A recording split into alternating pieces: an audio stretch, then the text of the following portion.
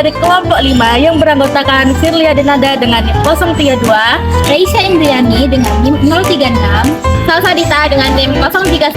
sini akan menyampaikan materi mengenai hukum dan etika bisnis di bidang konsumen, produsen, Dan pemasaran.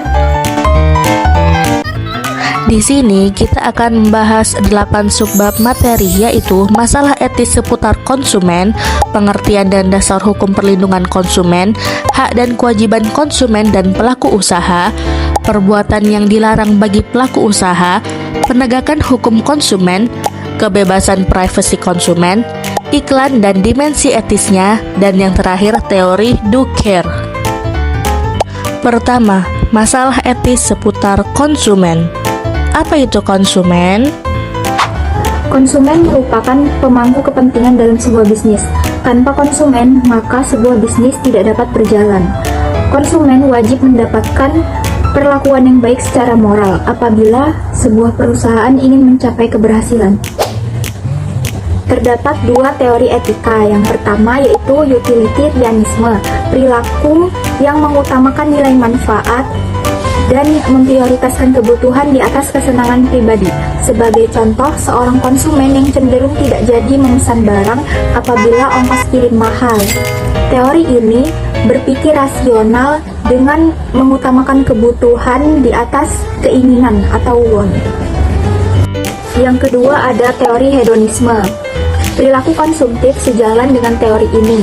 Contohnya yaitu sikap impulsif buying atau membeli sesuatu tanpa berpikir yang panjang.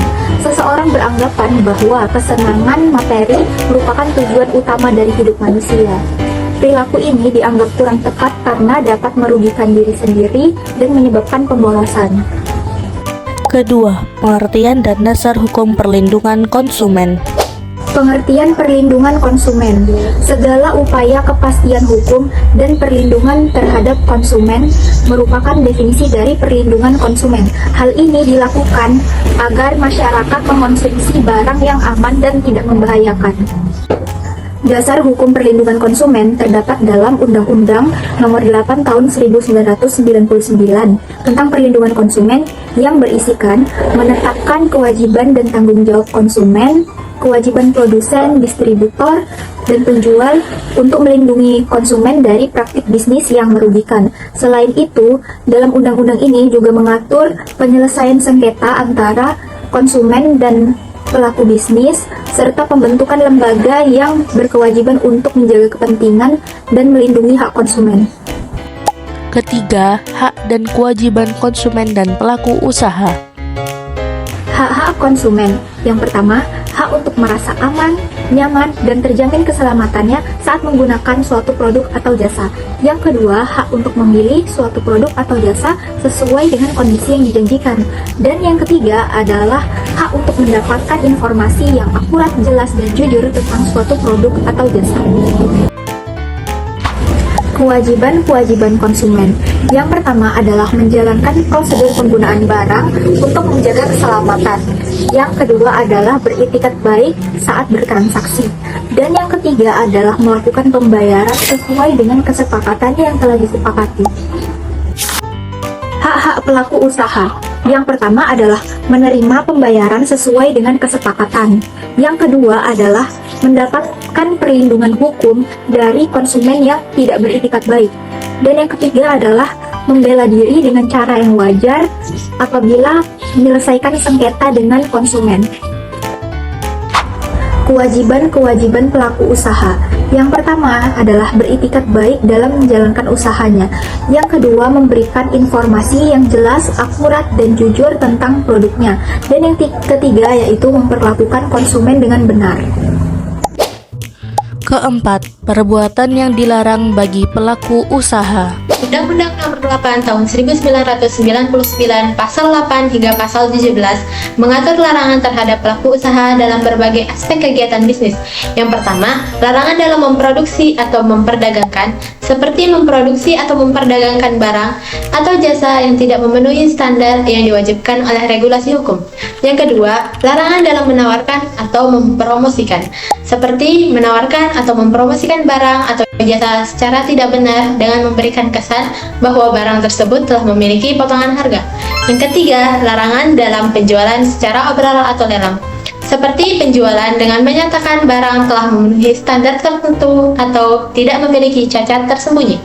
Yang keempat, larangan dalam periklanan, dengan memberikan informasi yang salah, tidak tepat, atau keliru tentang barang atau jasa. Kelima, penegakan hukum konsumen.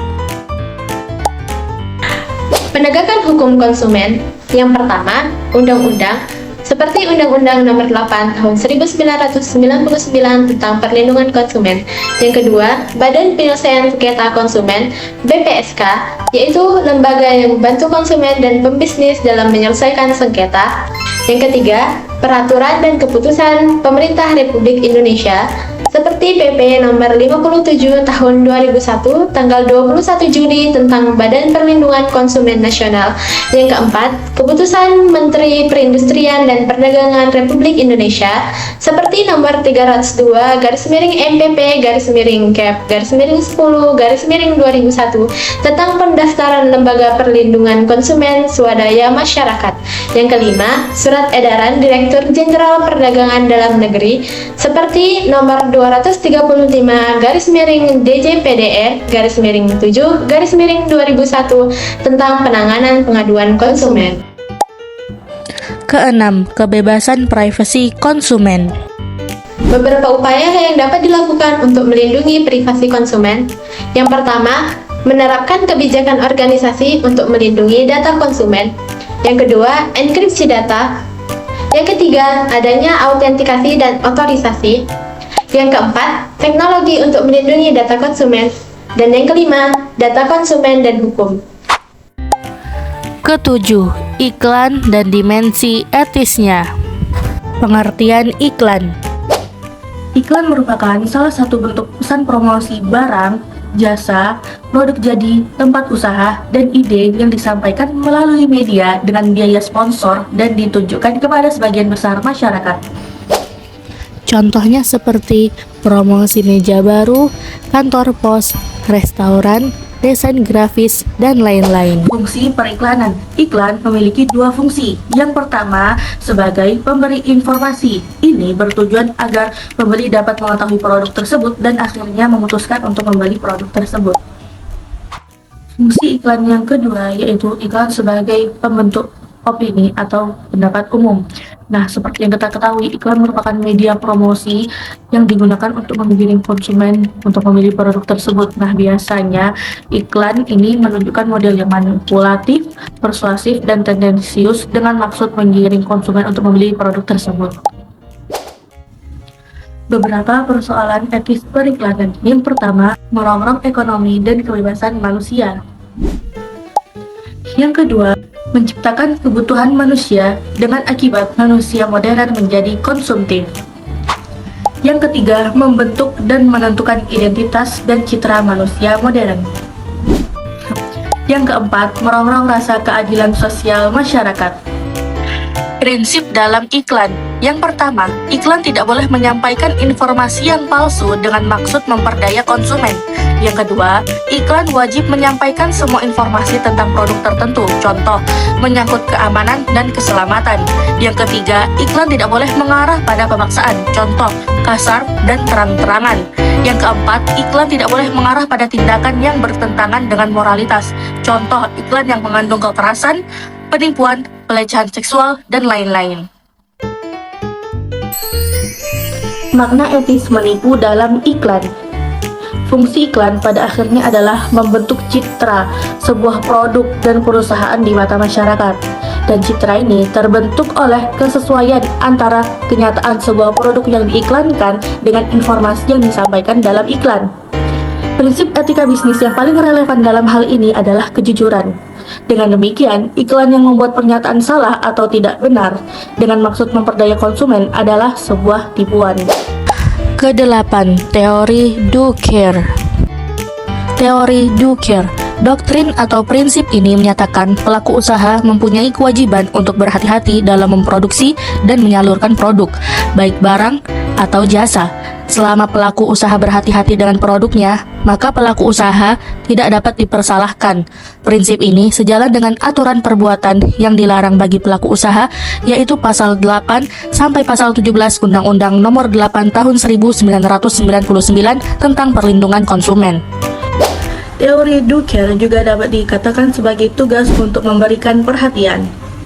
Perusahaan dikatakan memberikan perhatian yang memadai jika mereka melakukan langkah-langkah untuk mencegah pengaruh-pengaruh merugikan yang dapat diperkirakan terjadi akibat penggunaan produk mereka oleh konsumen. Kelemahan teori Duker. Hambatan utama teori Duker adalah tidak ada metode yang menjelaskan untuk menentukan kapan seseorang atau produsen telah memberikan perhatian yang memadai. Dengan kata lain, tidak ada aturan yang tepat guna menentukan sejauh mana sebuah perusahaan perlu memberikan jaminan keamanan atas produknya. Contoh kasus ditemukan melalui media online, terdapat beberapa konsumen yang merasa hak atas informasinya telah dilanggar oleh pelaku usaha. Kasus pertikaian konsumen belanja online dengan kurir COD atau cash on delivery. Kejadian ini awalnya konsumen memesan di salah satu toko online dengan metode pembayaran sistem COD.